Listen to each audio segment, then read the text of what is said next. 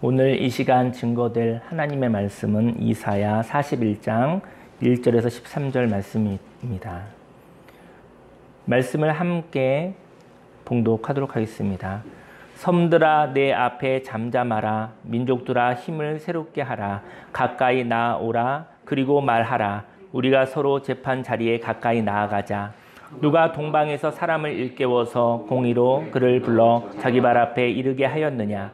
열국을 그의 앞에 넘겨주며 그의 왕들을 다스리게 하되 그들이 그의 칼에 티끌 같게 그의 활에 들리는 촉에 같게 하매 그가 그들을 쫓아가서 그의 발로 가보지 못한 길을 안전히 지났나니 이 일을 누가 행하였느냐. 누가 이루었느냐. 누가 처음부터 만대를 불러내었느냐.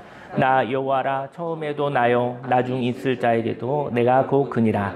섬들이 보고 두려워하며 땅끝이 무서워 떨며 함께 모여와서 각기 이웃을 도우며 그 형제에게 이르기를 너는 힘을 내라 하고 목공은 금장색을 격려하며 망치로 고르게 하는 자는 매질꾼을 격려하며 이르되 땜질이 잘 된다 하니 그가 못을 단단히 박아 우상을 흔들리지 아니하게 하는도다. 그러나 나의 종 너 이스라엘아 내가 택한 야곱아 너의 봇 아브라함의 자손아 내가 땅 끝에서부터 너를 붙들며 땅 모퉁이에서부터 너를 부르며 내게 이르기를 너는 나의 종이라. 내가 너를 선택하고 저하지 버리지 아니하였다 하였노라. 두려워하지 말라. 내가 너와 함께함이라. 놀라지 말라. 나는 내 하나님이 됨이라. 내가 너를 굳세게 하리라. 참으로 너를 도와주리라. 참으로 나의 의로운 오른손으로 너를 붙들리라. 보라 내가 노하던 자들이 수치와 욕을 당할 것이요 너와 다투는 자들이 아무것도 아닌 것 같이 될 것이며 멸망할 것이라. 내가 찾아도 너와 싸우던 자들을 만나지 못할 것이요 너를 친 자들은 아무것도 아닌 것 같고 허무한 것 같이 되리니 이는 나 여호와 너희 하나님이 내 오른손을 붙들고 내게 이르기를 두려워하지 말라. 내가 너를 도우리라 할 것임이니라. 아멘. 성경 본문 말씀을 근거로 두려움을 해소하기 위한 쓰레기통을 의지하지 말고 하나님의 평화를 누리라 라는 제목으로 하나님의 말씀을 증거하도록 하겠습니다. 저와 여러분들에게는 두려움이 있죠. 근데 그 두려움은 쓰레기라는 것이죠. 근데 그 두려움을 해소하기 위해서 쓰레기통을 만든다는 것이죠. 그런데 그 쓰레기통과 너무나 가까워져서 쓰레기통을 우상으로 삼는다는 것이죠. 그리고 하나님의 평화를 잃어버리게 됩니다. 인생을 살면서 시시비비를 가려야 할 때가 있습니다. 그 이유는 무엇인가 잘못되었는데 잘못하였다는 사람이 없기 때문입니다. 그래서 피해자는 많이 있지만 가해자가 없는 것이죠. 아마도 가해자가 피해자 코스프레, 피해자 흉내를 하고 있기 때문에 어려움을 겪어 슬픔과 분노 가운데 있는 사람들이 있지만 그 어려움을 만들어낸 사람이 진정한 사과가 없는 것입니다. 진정한 사과도 없고 값을 지불할 진정성도 없기 때문인 것 같습니다. 오늘 성경은 억울한 자들은 자신의 죄 없음을 힘있게 이야기하라고 말하고 있습니다. 1절 말씀에 섬들아 내 앞에 잠잠하라. 민족들아 힘을 새롭게 하라. 가까이 나아오라. 그리고 말하라. 우리가 서로 재판 자리에 가까이 나아가자. 여기서 섬들은 지중해 연안에 있는 국가들을 말하거든요. 근데 페르시아 제국이 고레스 왕이라는 사람을 통해서 정복 전쟁이 일어나거든요. 그래서 큰 제국을 이루게 되어집니다. 2절에 누가 동방에서 사람을 일깨워서 공의로 그를 불러 자기 발 앞에 이르게 하였느냐. 열국을 그의 앞에 넘겨주며 그가 왕들을 다스리게 하되 그들이 그의 칼에 티끌 같게 그의 활에 불리는 촉에 같게 하며 그가 그들을 쫓아가서 그의 발로 가보지 못한 길을 안전히 지났나니. 동방 사람은 페르시아 제국의 고레스 왕을 말하거든요. 하나님은 고레스 왕에게 공의를 주어 모든 나라를 정복하게 하였습니다. 그리고 그 정복은 아시아의 서쪽과 애굽과 홍해 그리고 인도까지 크게 정복하게 되거든요. 정복이라는 것은 공의가 있다면, 만약에 공의가 있다면 그 정복은 하나님의 통치라는 것이죠. 그 공의로 생겨진 정복은 하나님의 평화인 것입니다. 만일 공의가 없다면 정복은 폭력이 될 것입니다. 그러한 폭력은 결국 무너질 범죄가 되는 것이죠. 하지만 하나님의 공의가 있어서 죄를 숨기고 있는 나라를 정복하는 것은 하나님의 나라가 되는 것, 평화를 말하는 것이죠. 4절 말씀에 이 일을 누가 행하였느냐, 누가 이루었느냐, 누가 처음부터 만대를 불러내었느냐, 나 여호와라, 처음부터 나요, 나중 있을 자에게도 내가 곧 그니라. 섬들이 보고 두려워하며 땅끝이 무서워 떨며 함께 모여와서 각기 이웃을 도우며 그 형제에게 이르기를 너는 힘을 내라 하고, 하나님의 도구인 고레스를 향하여 그 열방들이 두려워하고 있었어요. 근데 그들이 정복되지 않으려고 동맹을 맺었던 거예요.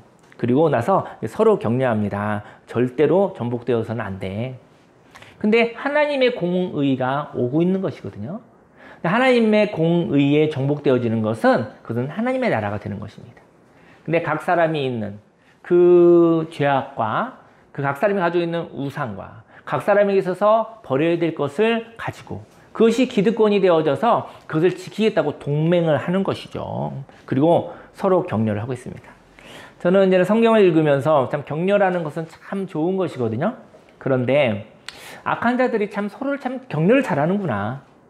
오히려 옳은 것을 가지고 공의를 가지고 있는 사람들이 격려가 없어요. 비난이 있고 손가락질이 있어서 오히려 분열되어지는 모습을 느끼게 되고요. 그리고 잘못된 방향을 가지고 있는 사람들은 어쩜 그렇게 친밀하게 서로 격려하며 함께 연합하고 동맹해서 나쁜 일을 그렇게 힘있게 하는지 모르겠습니다. 7절 말씀에 목공은 금장색을 격려하고, 만약 우상을 만드는 거예요. 금장색을 격려하며 망치로 고르게 하는 자는 매질꾼을 격려하며 이르되 땜질이 참 잘 된다 하니 그가 못을 단단히 박아 우상을 흔들리지 아니하게 하는도다.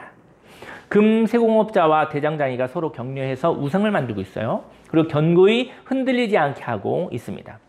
우상은 두려움이 있는 자들이 자신을 위로하려고 만든 상징입니다. 그러니까 잘못된 방향성을 가졌는데 그들이 잘못된 방향성을 가지고 있으니까 하나님과 부딪히고 있는 거잖아요. 하나님의 공의와 부딪히니까 그에게는 열매가 두려움인 것입니다. 하나님을 대적하고 있는데 그 마음에 평화가 있을 수 없는 것이죠. 그래서 우상이라는 것은 두려움 있는 자들이 그래서 그 두려움을 위로하기 위해서 만든 헛된 것이 우상인 것입니다. 우상을 만들고 거기에 신이 있다고 믿고 우상을 숭배함으로 두려움을 없애려고 자기 자신을 위로하고 위안하는 것이죠. 자기 자신을 속이고 있는 것이죠. 이렇게 우상 숭배는 죄를 지은 자가 공의에 의하여 보호함을 받지 못하는 사람들이, 우상 숭배하는 자들은 보호함을 받을 수가 없어요. 하나님의 공의 때문에 보호함을 받을 수가 없습니다. 근데 그들이 신을 만들어 그 신에게 두려움을 보내는 것입니다. 바로 자기 자신을 위로하는 것이죠. 이러한 일들은 우리가 무당집이나 점집에서 하는 그런 흔한 일 아니겠습니까? 거기에도 종교성이 있지만 거기에는 공의가 없잖아요. 거기에는 하나님의 뜻이 없잖아요. 거기에는 자신의 이기심과 자신의 욕심이 신일 뿐이지 거기에는 하나님의 뜻이 없잖아요. 하나님의 아름다운 뜻이 없으면서 거기에 자기 자신을 위로하기 위해서 부족도 만들고 굿도 하고 여러 가지 종교적인 행사를 하게 되는 것이죠. 이렇게 죄 가운데 연관되어 두려움이 있는 자들이 두려움이 있습니다. 어떻게 하면 그 두려움을 다루어 평화로운 삶을 살아갈까요? 두려움에서 해방되어 평화로운 사람이 되려면 먼저 하나님이 모순 가운데서도 따르는 자를 좋아한다는 것을 아는 자입니다. 두려움이 있는 사람들은 두려움으로 살아갑니다. 그리고 두려움으로 연약한 자들 두려워하게 한다는 것이죠. 저희 여러분들이요, 두려움이 왔는데 그 두려움을 혼자 갖지 않아요. 그 두려움을 전파하는 것이죠. 그 두려움을 연약한 자들에게 협박한다라는 것이죠. 하나님의 공의를 벗어난 사람은 두려움 가운데 있습니다. 하나님의 공의를 벗어나기에 두려움이 있는 것입니다. 이거는 경외심과는 다른 이야기예요. 하나님의 공의가 다가올 때 그들은 그 공의로부터 심판받으려고 하지 않죠. 왜냐하면 하나님의 심판을 받으면 본인이 가지고 있는 기득권을 포기하여야 하기 때문인 것이죠. 하나님의 공의를 인정하는 사람에게 또 심판이 있습니다. 하나님의 공의를 인정하는 사람도 완벽하진 않잖아요. 때로는 어긋날 수도 있고 또 삐끗할 수도 있고 뭐 방향을 또 때로는 오판할 때도 있는 것이죠. 근데 하나님의 공의를 인정하는 자에게 심판은 미세 조정이라는 것이죠. 인생의 조정을 하고 있는 것이라는 것이죠. 사람들은 어긋날 수도 있습니다. 모순 가운데 빠질 수도 있습니다. 그 모순이라는 말은 이래도 탈이고 저래도 탈이라는 것이거든요. 저와 여러분들의 마음속에 이래도 탈이야 저래도 탈이야 라는 마음이 있으면 모순 가운데 빠진 거예요. 그래서 빠져나올 수가 없는 것이죠. 그 모순의 그 유래가 그렇지 않습니까? 이 창이 있습니다. 이 창은 절대적인 것입니다. 이 창은 뚫지 못할 방패가 없습니다. 라고 장사꾼이 얘기를 했잖아요. 그죠? 그래서 절대적인 창을 가진 사람이 있었죠. 그리고 난 다음에 또 이야기하죠. 이 방패는요, 어떤 창도 뚫을 수 없는 무적의 방패입니다. 라고 얘기한 것이죠. 근데 이 창과 방패가 함께 있으면 모순이 되는 것이죠. 저와 여러분의 인생 가운데 어떨 때는 창을 선택하죠. 또 어떨 때는 방패를 선택하는 것입니다.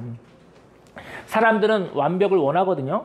절대적인 창을 원하고 절대적인 방패가 있어서 두 가지를 다 갖추고 있으면 어느 것도 선택할 수 없는 것입니다.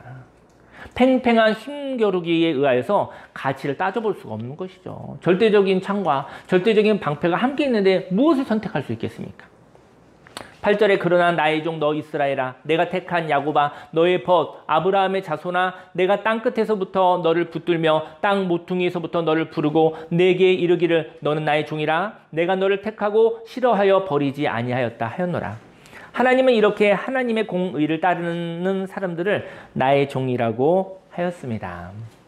우리는 하나님의 공의에 따라 어떨 때는 창을 선택하든지 어떨 때는 아니면 방패를 선택하여야 된다는 것이죠. 이렇게 창을 선택해야 한다면 적극적으로 공격해야 될 때도 있고 그리고 또 방패를 선택해야 한다면 적극적으로 방어를 해야 할 때도 있다는 것이죠. 그것을 동시에 할 수 없다는 것이죠. 저희 여러분들의 삶 속에 창을 선택할 것인지 방패를 선택할 것인지 한 번에 한 가지를 선택하시는 자가 되기를 예수님의 이름으로 축원합니다. 이렇게 하나님의 공의를 따르는 사람들을 하나님이 싫어하지 않으시고 좋아하신다는 것이지요. 저와 여러분들이 모순 같은 죄 가운데 있다 할지라도 여기에 진리로 방향을 바꾼다고 한다면 하나님이 그를 좋아하는 것입니다. 선택해야 됩니다. 우리는 창을 선택할 것인지 방패를 선택할 것인지 한 가지를 선택해야 된다는 것이죠. 10절에 두려워하지 말라. 내가 너와 함께 함이라. 놀라지 말라. 나는 내 하나님이 됨이라. 내가 너를 굳세게 하리라. 참으로 너를 도와주리라. 참으로 나의 의로운 오른손으로 너를 붙들리라. 하나님은 이렇게 진리로 방향을 바꾸는 사람을 좋아하시며 그와 함께 하십니다. 하나님이 두려워 말라고 하시며 놀라지 말라고 하시는 이유는요. 하나님이 함께 하시고 하나님이 나의 도움이 되시며 능력을 주시는 것을 의미하는 것이죠. 두려워 말라 이유는 내가 너와 함께 함이니라. 저희 여러분들에게 하나님이 두려워하지 말라 하고서 모른다 하지 않으신다는 것이죠. 하나님이 함께 하시기 때문에 두려워 말라고 이야기해 주시는 것이죠. 너는 두려워하지 않을 수 있는 권세가 있어. 그건 헛거야. 아무것도 아니야. 내가 너와 함께 한단다. 저희 여러분들 인생을 살아가면서 두려운 것이 있을 수 있죠. 근데 두려운 것이 있는데 두려워하지 말라고만 얘기하고서 하나님이 딴청 부린다고 한다면 무책임한 거 아니겠습니까? 난 정말 두려운데 나는 이 두려운 상황 가운데 어떻게 하라고 그리고 명령만 하고 그렇게 하라고 하고서 같이 안 있다고 한다면 그것은 너무나 큰 폭력이죠. 하나님이 함께 하십니다. 둘째로 두려움에서 해방되어 평화로운 사람이 되려면 둘째로 분노와 다툼을 무시하여 두려워하는 것을 멈추는 사람입니다. 두려움의 사람은요, 누군가가 자신에게 화를 내는 것이 괴로운 사람입니다. 그리고 두려움의 사람은 누군가와 다투는 것이 힘이 든 사람입니다. 이렇게 분노의 대상이 되고 다툼의 대상이 되었을 때 힘이 빠지고요. 결국은 승리의 열매가 없는 사람이 된다면 차라리 그 분노와 다툼을 일으키는 자를 멀리하고 싶은 것이죠. 분노하고 다투는데 끝에는 아무것도 아니야. 그냥 너무 속상한 일로 끝날 것 같으면 차라리 분노하고 다투는 일을 멀리하고 싶은 거예요. 그래서 두려움이 생기는 것이죠. 그런 일에 엮이지 않으려고. 그런데 성경은 이렇게 분노하며 다투는 자들이 수치와 욕을 당할 것이며 존재감이 없는 사람이 될 것이라고 말하는 것이죠. 11절 말씀에 보라 내게 노하던 자들이 수치와 욕을 당할 것이요 너와 다투는 자들이 아무것도 아닌 것 같이 될 것이며 멸망할 것이라. 12절에 내가 찾아도 너와 싸우던 자들을 만나지 못할 것이요. 저 여러분들이 아무리 찾아도 없을 거라는 거예요. 너를 치는 자들은 아무것도 아닌 것 같고 허무한 것 같이 되리니 이는 나 여호와 너희 하나님이 내 오른손을 붙들고 내게 이르기를 두려워하지 말라 내가 너를 도우리라 할 것임이니라. 저와 여러분들이 두려워하는 그것이 헛거라고 얘기하는 거예요. 헛거라 내가 너와 함께 있다. 헛것을 두려워하지 말고 내가 너와 함께 있다라고 하나님이 말씀하시는 것이죠. 두려워하지 않는 것은 하나님을 붙들어서 두려움의 샘을 퍼올리지 않는 것입니다. 저 여러분들에게 두려움의 샘이 있어요. 두려움의 샘이 있어요. 두려움의 샘을 퍼올리는 거예요. 무엇을 두려워하십니까? 화내는 것, 다투는 것, 싸우는 것, 폭력자들을 두려워하십니까? 하나님은 이러한 것은 아무것도 아니라고 말하시는 것이죠. 인생에 어려움이 있습니다. 이러한 어려움이 있어도 두려워하지 마십시오. 이러한 어려움은 불편한 것일 뿐입니다. 이런 어려움은 고난일 뿐인 것이죠. 저와 여러분들의 생명에는 아무 일도 할 수 없는 것이라고 하나님은 말씀하는 것이죠. 두려워하지 마십시오. 절망하지 마시기를 예수님 이름으로 축원합니다. 두려움에서 해방되어 평화로운 사람이 되려면 마지막으로 풍성한 하나님과 한 번에 한 번씩 선택하는 삶을 사는 자입니다. 하나님의 풍성함이 있거든요. 아까 모순에 대한 얘기를 했는데요. 한꺼번에 창이 되고 방패가 되려니 이게 팽팽한 거예요. 결국은 아무런 결론이 나지 않잖아요. 무적의 창과 무적의 방패가 싸워서 모순되어 있잖아요. 하나님의 공의가 아니잖아요. 뭔가는 거짓말이잖아요. 그렇지 않습니까? 저희 여러분의 삶 속에 하나님의 풍성함 속에서 하나님과 함께 한 번에 한 번씩 선택하는 삶을 사는 것. 그것이 믿음인 것입니다. 14절에 버러지 같은 너 야곱아. 버러지 같다고 하니까 조금 불쾌하긴 한데 너희 이스라엘 사람들아 두려워하지 말라. 나 여호와가 말하노니 내가 너를 도울 것이라 내 구속자는 이스라엘의 거룩한 이이니라. 인생 가운데 내가 한 번 정도는 내가 버러지와 같이 초라해 보일 때가 있다는 것이죠. 우린 버러지는 아니죠. 근데 너무나 다운됐어. 너무나 우울해. 너무나 내가 초라해. 그럴 때는 내가 버러지와 같이 너무나 초라해 보일 때도 있다라는 것이죠. 인생의 한계를 만나면 나는 지극히 작은 자인 것도 같습니다. 너무나 작아진 거죠. 하지만 나는 작아 보이고 초라해 보일지라도 그 모습은 외관일 뿐이라는 것이죠. 겉모습일 뿐이라는 것이죠. 나의 안에 있는 잠재성이 다운한다면 언제든지 바뀔 수가 있는 것입니다. 만일 나의 초라한 모습이 고정되어서 변하지 않을 것이라고 만약에 생각한다면 그는 죽은 자입니다. 저와 여러분들이 초라할 때도 있잖아요. 내가 싫을 때도 있잖아요. 그런데 이것이 고정됐다. 그리고 변하지 않을 거야 라고 생각이 고정됐다면 저 여러분들은 죽은 자입니다. 영적으로 죽은 자입니다. 몸은 살아있으나 저 여러분의 영혼은 죽은 자인 것이라는 것이죠. 생명이 없는 자입니다. 그는 절망한 것이죠. 그는 죽은 것이죠. 저와 여러분 안에 모든 것이 없어졌다 할지라도 하나님은 죽음조차도 없앨 수 없는 분이신 거죠. 예수님이 십자가에 죽으셨잖아요. 우리는 모두 다 죽음을 무서워하고 있습니다. 죽음을 두려워하고 있습니다. 그래서 예수님이 죽으신 거예요. 죽음을 두려워하는 자에게 죽음의 권세보다 더 큰 권세가 하나님의 자녀의 권세가 있다는 걸 이야기하시기 위해서 죽으신 거예요. 죽음 앞에서 이 세상에 있는 재벌도 그리고 정치인도 그리고 인기인도 그리고 예쁘고 건강한 사람들도 죽음 앞에서는 다 무릎 꿇습니다. 다 죽거든요. 근데 예수님이 죽으셨습니다. 그리고 살아나셨습니다. 그래서 예수님이 죽으시고 살아나신 것이죠. 그것은 가장 큰 권세인 죽음보다 더 큰 권세가 있다는 것이죠. 저와 여러분 안에 하나님이 살아계십니다. 그 하나님이 내가 너를 도울 것이라고 말하시는 것이죠. 그리고 또 구속자라고 말하는데요. 구속자라는 것은 친족이 잃어버린 신분과 재산을 다 찾아줄 책임을 가진 기업 무르는 자라고 하거든요. 그걸 구속자라고 얘기를 합니다. 하나님이 저와 여러분들의 잃어버린 신분을 십자가에서 생명의 값을 사랑으로 값을 지불하고 회복시켜 주실 분이시라는 것이죠. 바로 예수님을 통해서 하나님이 저와 여러분들의 잃어버린 것을 회복시켜 주는 것. 그것은 꼭 물질의 이야기라는 것은 아니죠. 저와 여러분들의 잃어버린 삶, 저와 여러분들의 잃어버린 삶을 종으로 팔려나간 삶을 회복하여 자유인이 되게 하는 것. 저희 여러분들의 영혼의 자유를, 하나님의 자유를 회복시켜 주실 분, 바로 그것이 바로 예수님이신 것이죠. 15절에 보라, 내가 너를 이가 날카로운 새 타작기로 삼으리니 내가 산들을 쳐서 부스러기를 만들 것이며 작은 산들을 겨같이 만들 것이라.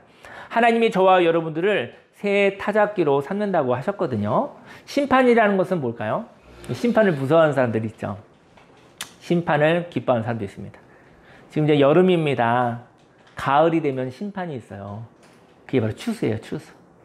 심판의 다른 말은 수확입니다, 수확. 그 심판이 필요한 거예요. 열매를 확인하는 시간인 것이죠. 저와 여러분의 인생 가운데 심판을 두려워하지 않으시기를 예수님으로 축원합니다.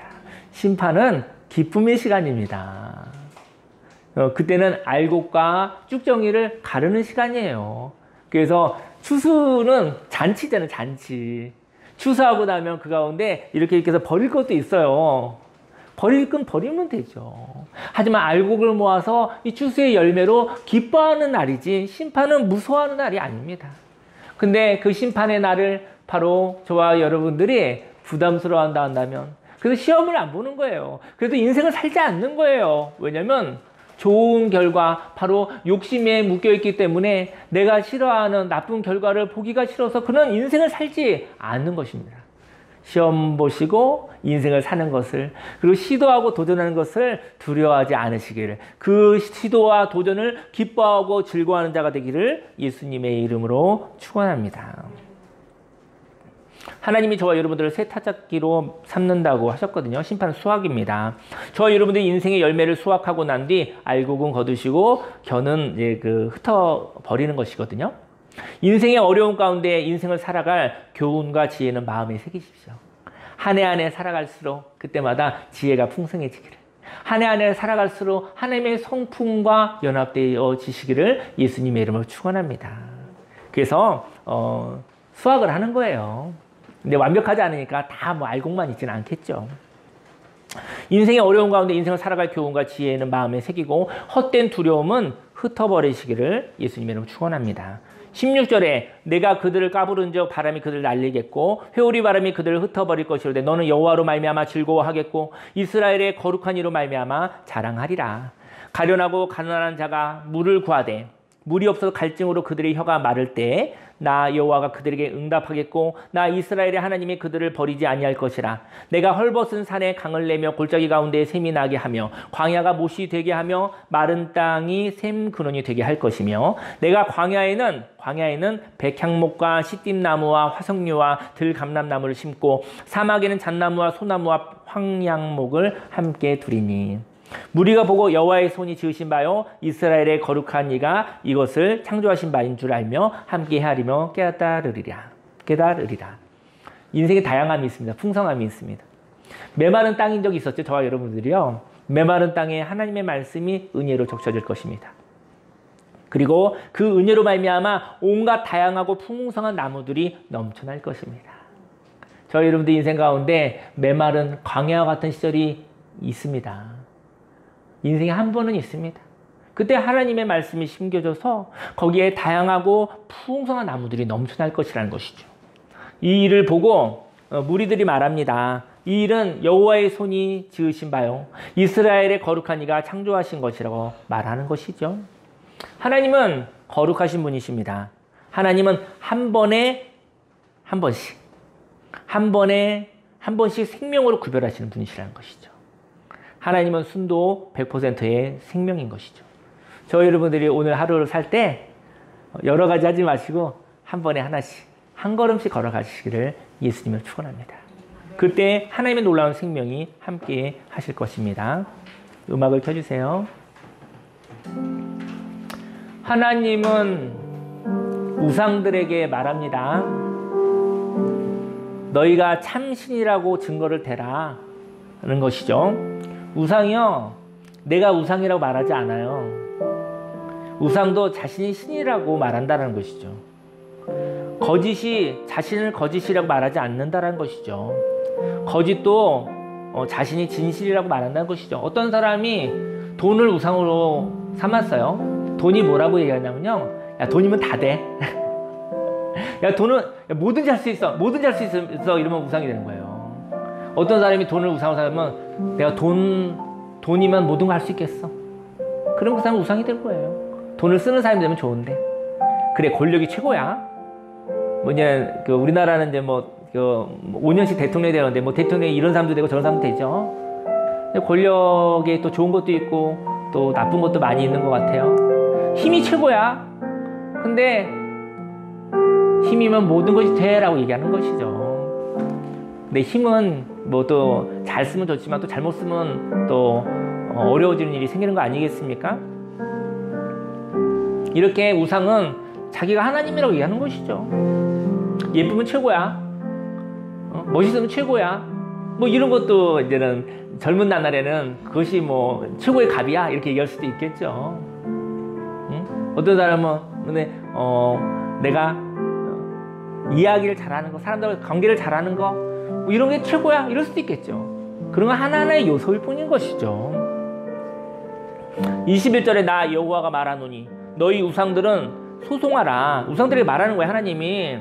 야곱의 왕이 말하노니 너희는 확실한 증거를 보이라. 장차 당할 일을 우리에게 진술하라. 또 이전 일이 어떠한 것도 알게 하라. 우리가 마음에 두고 그 결말을 알아보리라. 혹 앞으로 올 일을 듣게 하며 뒤에 올 일을 알게 하라. 그리하면 너희가 신들인 줄 우리가 알리라. 하나님이 얘기하는 거예요. 하나님이 오늘 이 시간 저희 여러분들 얘기합니다. 저희 여러분들 가지고 있는 우상이 있는데 그게 신이야? 그게 나하고 비길 만한 거야? 그래, 그러면 그것이 어떠한 건지 한번 얘기해봐라. 하나님이 우상들한테도 기회를 주는 거예요. 네가 나하고 한번 비교해볼까? 네가 무엇을 할 수 있어? 네가 무엇을 할 수 있냐고. 그래, 돈이 그렇게 많으면 뭐든지 할 수 있는 거야? 권력이 있으면 뭐든지 할 수 있는 거야? 한번 우리가 비교해보자 얘기하는 거예요. 그럼 내가 신으로 쳐줄게 얘기한다는 것이죠. 우상은 뭐냐면 두려움을 해소하는 쓰레기통입니다. 사람들은 두려움을 가지고 있거든요. 그런데 그 두려움의 원인을 고치려고 하지 않습니다. 무엇인가가 잃어버릴까 봐 두렵습니다. 인생을 살다 보니 소유가 생겼습니다. 그런데 그 소유의 가치를 살펴보지 않으면서 무엇인가를 가지고 있다는 것이 위안이 되는 것이죠. 근데 그 가지고 있는 것이 잃어버릴까 봐 두렵습니다. 그래서 가진 것을 지키게 해달라고 기도한다는 것이죠. 그런데 내가 가지고 있는 것이 하나님과 연관이 있는지 살펴볼 여유와 지혜가 부족합니다. 바쁘게만 살아가고 있는 것이죠. 24절에 보라 너희는 아무것도 아니며 너희 일은 허망하며 너희를 택한 자는 가증하니라. 우상은 아무것도 아니라고 합니다. 그런데 아무것도 아닌 것을 두려워하게 합니다. 그리고 그 두려움을 끝없이 해소하는 것으로 무엇인가를 만들어내는 것이죠. 인생을 살면서 내 영혼에 쓰레기가 생겼습니다. 그리고 그 쓰레기를 없애려고 무엇인가를 만들어 놓았죠. 가증한 사람이 있습니다. 가증한 사람은 헛된 것을 헛되다고 말하지 않습니다. 두려움을 가진 자들에게 두려움을 해소할 방법이 있다고 하는 것이죠. 그리고 자신도 두려움을 해소한다고 합니다. 가증한 사람이 돈을 우상으로 가졌어요. 이렇게 얘기하는 것이죠. 돈이면 다 돼. 돈이면 행복해 라고 얘기했어요. 돈은 잘 쓰면 좋아요. 돈이면 모든 것이 할 수 있어 라고 얘기하는 거예요. 나도 돈 때문에 행복해졌어 라고 얘기하죠. 그리고 돈을 버는데 모든 것을 다 해봐. 얘기하는 것이죠. 그리고 인생을 바치는 것이죠. 그리고 돈을 신으로 만드는 것이죠. 어떤 사람은 명예가, 어떤 사람한테는 외모가, 뭐 여러 가지 모습들, 인기가 그의 신이 되는 것이죠. 그리고 본인이 그것을 인하여 두려움을 없앨 수 있었다고 말합니다. 그리고 두려움이 있는 사람에게 소개하죠. 때로는 협박도 합니다. 너 돈 없으면 큰일 나. 넌 권력 없으면 큰일 나. 인맥 없으면 큰일 나. 뭐 여러 가지 얘기하는 거예요. 두려움을 만들게 하고 두려움을 해소하는 방식으로 물질, 인기, 명예, 예쁨, 기타 등등을 우상으로 삼아 묶이게 하여 그들을 이용하는 것이죠. 그게 가증한 것입니다. 한동안의 한 종류의 삶을 살아가실 예수님을 축원합니다. 저는 그 한 종류의 일을 좀 한동안 하는 시간이 거룩한 시간이에요. 한 번에 여러 가지 일을 하려고 하시면 두려움이 생겨요. 저희 여러분들이 한동안 한 종류의 시간, 뭐 이제 성경을 읽는다면 성경도 저도 일주일에 한 번씩 제가 설교를 하니까 성경을 읽는데 뭐 설교하기 위해서라기보다는 한 6시간 정도 다른 거 생각하지 않고 그냥 성경 말씀을 이렇게 생각하는 시간이 있으면 그때 평화가 와요. 거기 행복한 시간이 있는 것 같아요. 어떤 사람은 또 관심 있는 어떤 한 번에 한 가지씩, 그게 거룩한 시간이에요. 어떤 사람은 운동하는 시간, 운동할 때 딴 생각하지 말고 그냥 운동하는 시간, 그 시간에 완전히 푹 빠져보는 거죠. 어떨 때는 막 친구 만나서 막 떠들어보는 시간, 막 얘기하는 거예요. 한 번에 여러 가지 생각하지 마시고. 어떨 때는 청소하는 시간, 또 병원에 가는 시간도 나쁘지 않아요. 제가 이번 주에 허리가 조금 삐끗했어요. 그런데 그러니까 그래가지고 월요일 날 이게 조그만 가방을 이렇게 드는데 허리 약간 구부리는데 약간 찌릿하더라고요. 아마 그동안 누적된 피로가 있었던 것 같아요. 그러고 나니까 힘들더라고요. 그래서 이제는 지금 일주일째 지금 병원 가서 물리치료 받고 있어요. 나를 살펴보는 시간, 나를 보살피는 시간, 일은 되게 많아요. 근데 이번 주는 제가 저를 보살피는 시간인데 그 시간이 거룩한 시간, 예배하는 시간이었다고 생각을 해요. 아주 행복했습니다.